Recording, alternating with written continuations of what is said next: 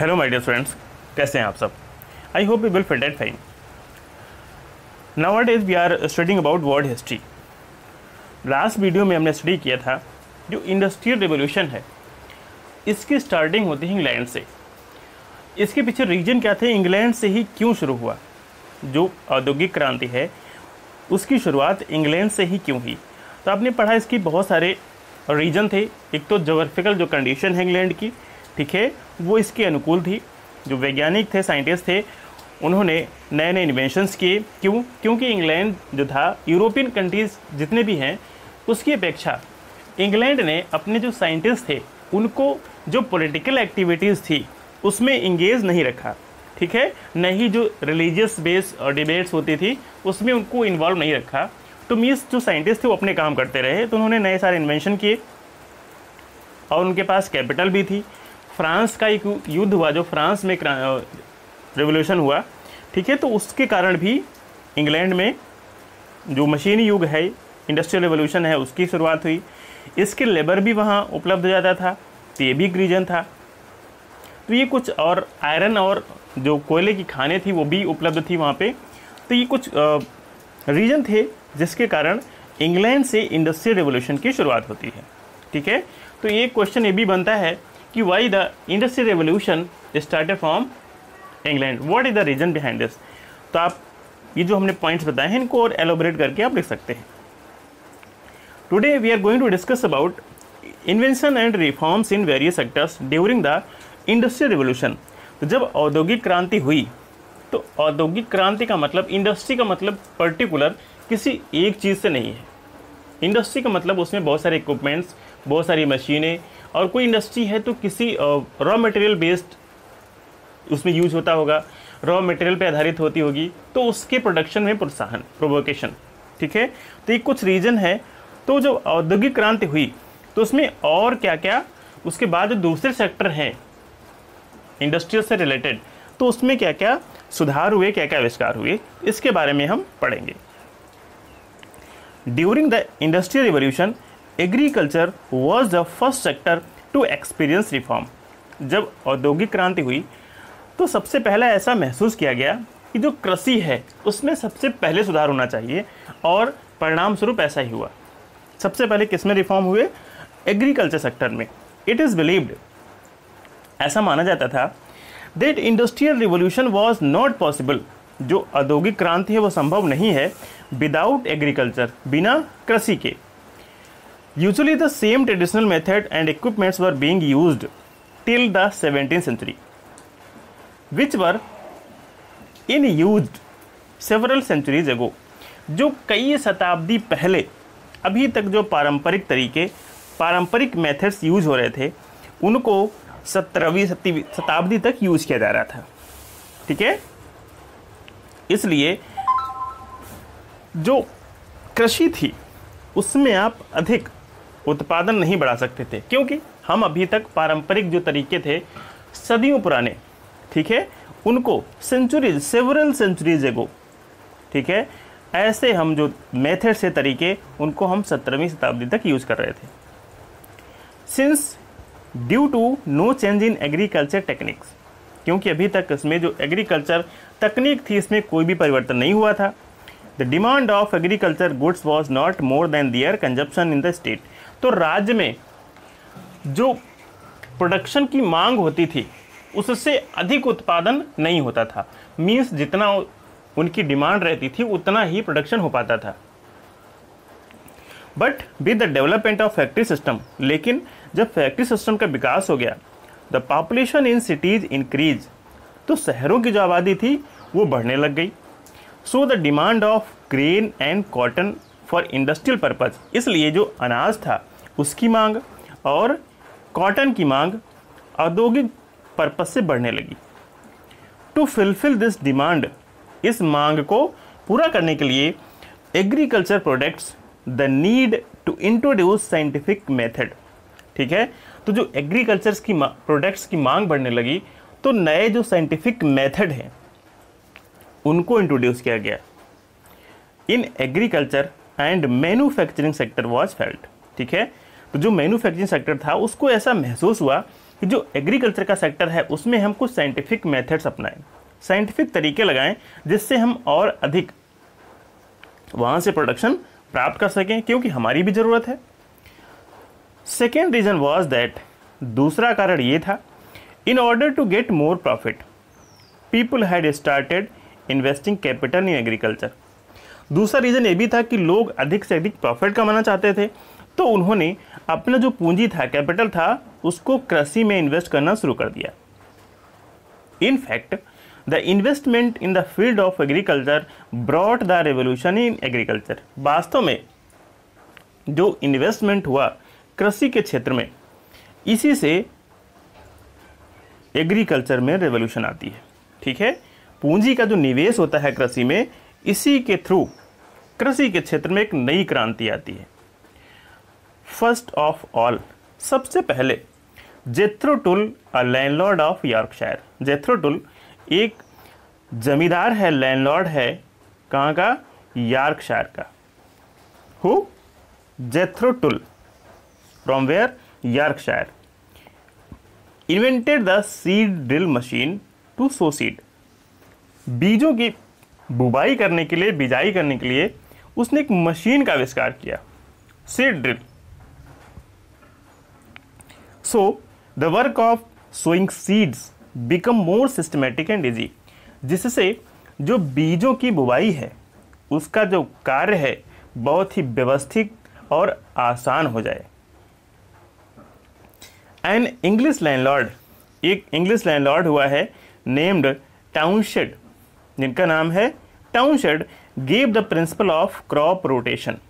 इन्होंने फसल चक्र का सिद्धांत दिया। जो फसल चक्र वर्तमान समय में अपनाया जाता है, इसको एक इंग्लिश लैंडलॉर्ड टाउनशेड ने जन्म दिया, इसका सिद्धांत बताया। इससे होता क्या है? So that by sowing different type of crops, जो हम अलग अलग फसलें उगाएंगे, the fertility of the soil could be maintained. ठीक है, तो जो ड्रिल मशीन थी उसका इन्वेंशन किया जेथ्रो टुल ने, जो यॉर्कशायर का रहने वाला था। और जो क्रॉप रोटेशन है, फसल चक्र है, इसका सिद्धांत बताया टाउनशेड ने। ठीक है, now there was no need to leave the land unused. अब जमीन को खाली छोड़ने की जरूरत नहीं थी। ठीक है, अब क्या, जब फसल चक्र हो गया था तो हम एक फसल के बाद दूसरी कोई फसल, ठीक है, उसको उगा सकते थे अकॉर्डिंग टू जैसी परिस्थितियां हो, सीजन हो, मौसम हो, उसके अनुसार। ठीक है, मीन्स जो खेत था उसको खाली छोड़ना नहीं पड़ता था, उसकी जरूरत नहीं थी। एंड द पर एकड़ production of crops also increase. और पर एकड़ फसल का जो उत्पादन था उसमें भी वृद्धि हुई। ठीक है, जो सिद्धांत बताया टाउनशेड ने, क्या का?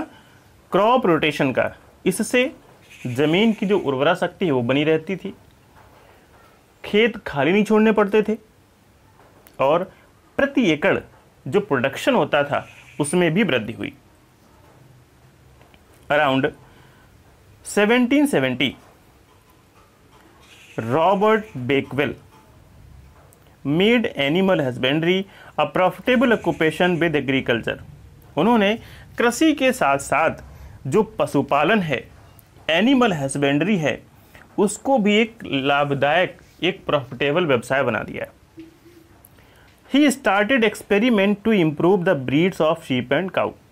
भेड़ और गाय की जो ब्रीड्स थी, प्रजाति थी, उसको और नए एक्सपेरिमेंट करने शुरू किए, उसकी ब्रीड को सही करने के लिए, उसकी जो प्रजाति है उसको सुधारने के लिए। He became successful in developing a breed of sheep 3 time heavier than the previous one. और उन्होंने एक ऐसे ही एक्सपेरिमेंट में सफलता भी प्राप्त की। ठीक है, और उन्होंने एक ऐसी ब्रीड, ऐसी प्रजाति विकसित की भेड़ की, जो पहले की तुलना में अब उसका वजन कितना होता था? 3 टाइम हैवियर, 3 गुना अधिक होती थी। One by implementing the new technique of scientific method. ठीक है, तो वैज्ञानिक तरीके से उन्होंने एक नई टेक्निक ईजाद की और एक नई ब्रीड का डेवलपमेंट किया शीप का, जो पहले से अब 3 गुना अधिक भारी हुआ करती थी। ओके, तो जो भेड़ की नई शीप इन्वेंटेड हुई तो इसको किसने किया? रॉबर्ट बैकबेल ने। Okay, in 1793 AD an American native Hitton made a machine to separate grain from straw. 1793 में एक अमेरिका के निवासी हिटन ने मशीन बनाई जो क्या करती थी? अनाज से जो भूसा होता था उससे अलग करती थी, भूसे से अनाज को अलग करती, सेपरेट ग्रेन्स अलग करती थी और भूसे को अलग करती थी। And in 1834 Cyrus Hall McCormick invented harvesting machine, एक फसल कटाई की मशीन का आविष्कार किया। किसने? साइरस हॉल मैक्रोमिक ने।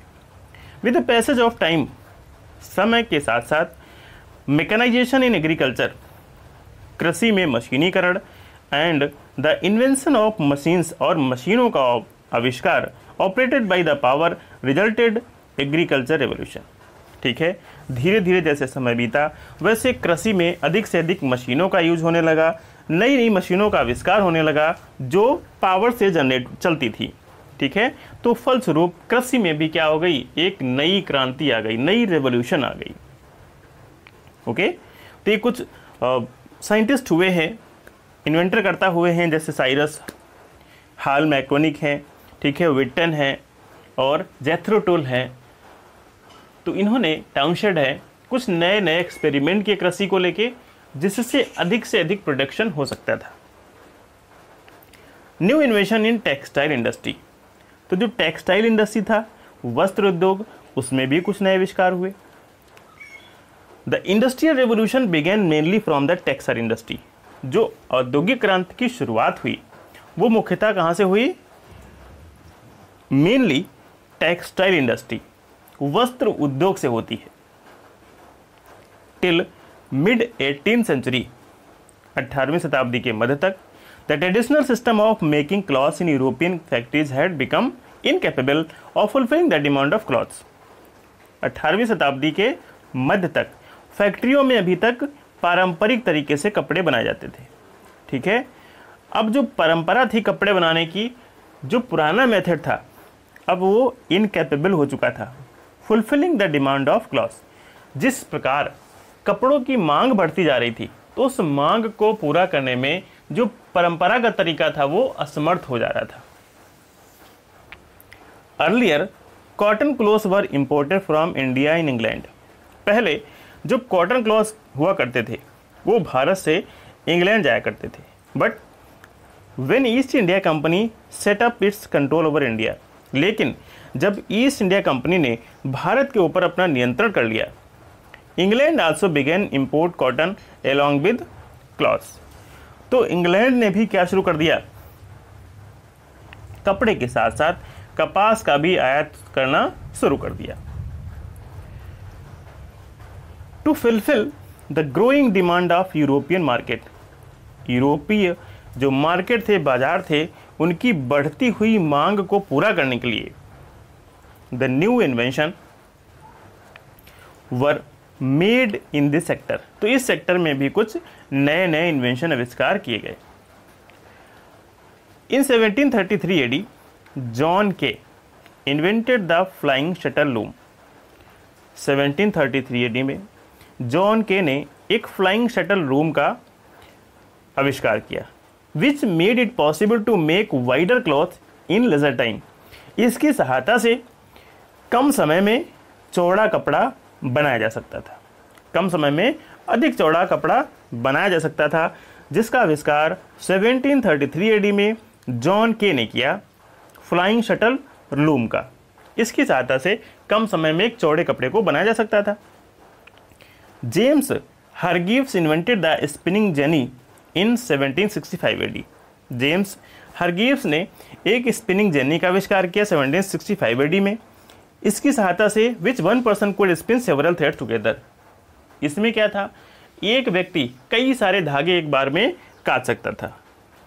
इन 1769 Richard Arkwright invented the water frame. 1769 AD में रिचर्ड आर्कराइट ने एक वाटर फ्रेम का आविष्कार किया। इसकी सहायता से स्ट्रॉन्गर थ्रेड वॉज मेड मजबूत धागा बनाया जाता था compare to the earlier one. पहले की तुलना में जो इन्होंने वाटर फ्रेम बनाया, इसकी सहायता से अब मजबूत धागा बनता था। इन 1779 Samuel Crompton invented spinning mule. 1779 में सैमुअल क्रॉम्पटन ने एक स्पिनिंग म्यूल का आविष्कार किया। The thread spun by this mule used to be very strong and fine. तो जो धागा इसकी तरह बनाया जाता था, ये बहुत ही आकर्षक और मजबूत हुआ करता था। In 1787 AD the power loom operated by electric power was invented by Edmund Cartwright. 1787 में एक पावर लूम का आविष्कार किया गया, जिसका आविष्कार एडमंड कॉर्टराइट ने किया, और ये पावर लूम पावर से ऑपरेटेड होता था, ठीक है, बिजली या किसी शक्ति से चलता था। फिर आता है new technical changes in iron industry. तो ये वस्त्र उद्योग में नए नए आविष्कार हुए, एग्रीकल्चर में नए नए आविष्कार हुए। तो अब मशीनें बनानी है, तो जो लोहा है उसमें भी नए इन्वेंशन की जरूरत है, नए टेक्निकल चेंजेस की जरूरत है। Coal and iron ore the major raw material use in mechanization were available in plenty in England. भारत में मैकेनाइजेशन के लिए जो रॉ मटेरियल के तौर पे यूज किए जाते थे, लोहा और कोयला, ये इनका भंडार प्रचुर मात्रा में था इंग्लैंड में, ये बहुत अधिक उपलब्ध था। अपार्ट फ्रॉम दैट, इसके अलावा the other material, other minerals, जो दूसरे मिनरल्स थे जिनका यूज इंडस्ट्री में किया जाता था, जैसे जिंक, कॉपर, टिन, ये भी आसानी से उपलब्ध हो जाते थे। But the demand of iron ore could not be met with the old methods. लेकिन जिस हिसाब से लोहे की मांग बढ़ रही थी, तो जो पुराना तरीका था लोहे को एक्सट्रैक्ट करने का, तो उस तरीके से लोहे की मांग नहीं पूरी हो पा रही थी। जैसे कपड़े के जो पुराने मेथड से कपड़े बनाते थे, तो उसकी मांग नहीं पूरी हो पा रही थी, वैसे ही जो डिमांड थी लोहे की, तो पुराना जो तरीका था लोहा बनाने का, उससे वो डिमांड पूरी नहीं हो पा रही थी। Hence the discovery of various new methods to purify iron were started. इसलिए जो नए नए तरीके हैं, नए नए मेथड हैं कि कैसे लोहे को हम प्योरीफाई करें, शुद्ध करें, उनकी शुरुआत हुई।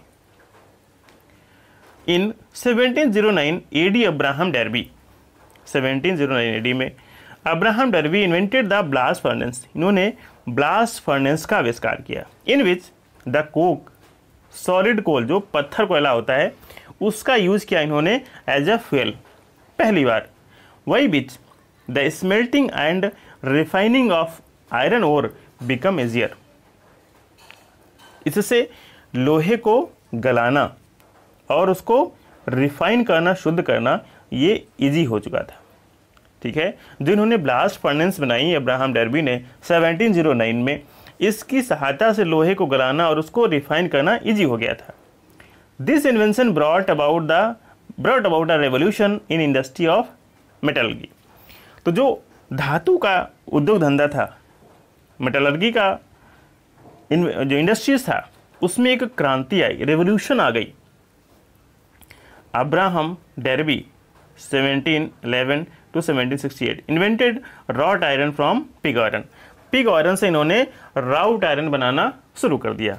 पिग मीन्स जो एक पहले ढला हुआ स्वरूप हुआ करता था लोहे का, पहले उसको छेरी, हथौड़ी या किसी उस दूसरे फॉर्म में नहीं पाया जाता था, ठीक है। तो उन्होंने पिग आयरन से कैसा लोहा, राउट आयरन बनाना शुरू किया। Okay. Henry Cort 1740 to 1823 invented the puddling furnace. इन्होंने किसका आविष्कार किया? पुडिंग फर्नेस का। वही which impurities could be remove from the smelted iron. गले हुए लोहे से जो अशुद्धियाँ होती थी, इम्प्योरिटीज होती थी, उनको अलग किया जा सकता था, रिमूव किया जा सकता था। ओके।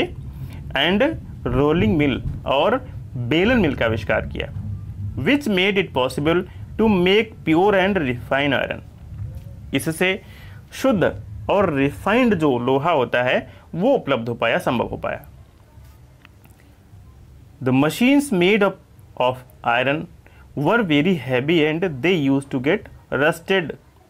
जो लोहे से मशीनें बनाई जाती थी ये बहुत हैवी होती थी, भारी होती थी, ठीक है, और उनमें जंग लग जाती थी, rusted.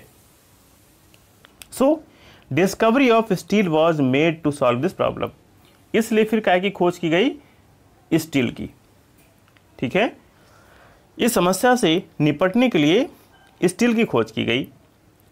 To make steel, steel बनाने के लिए सम क्वांटिटीज ऑफ कार्बन, कुछ मात्रा कार्बन की, मैग्नीज की and other elements were mix in iron, ठीक है। तो कुछ क्वांटिटीज कार्बन, मैग्नीज और दूसरे तत्वों को मिलाया जाता था लोहे में। Steel was lighter and stronger than iron.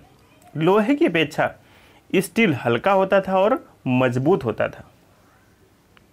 And also had resistance against rusting with more flexibility, और लचकदार होता था और इसमें जंग भी नहीं लगता था, ठीक है। मजबूत होता था, हल्का होता था और जंगरोधी भी होता था। Henry Bessemer discovered a new method of steel making. Henry Bessemer ने एक नई विधि खोजी, नई तरीका खोजा इस्पात बनाने का, स्टील बनाने का, which is known as Bessemer process. इसको बेस्मियर प्रोसेस के नाम से जाना जाता है, बेस्मियर प्रक्रिया के नाम से जाना जाता है। In this method the steel could be made directly from pig iron. इस मेथड में, इस तरीके में जो ढलवा लोहा होता था उससे सीधे स्टील बनाया जा सकता था। जो पिग आयरन होता था, आपने पढ़ा, उससे सीधे, ठीक है, स्टील बनाया जा सकता था। Which brought another revolution in the iron industry, जिससे आयरन इंडस्ट्री में एक और नई क्रांति आ गई। जो लौह उद्योग था उसमें एक और नई क्रांति आ गई। ओके।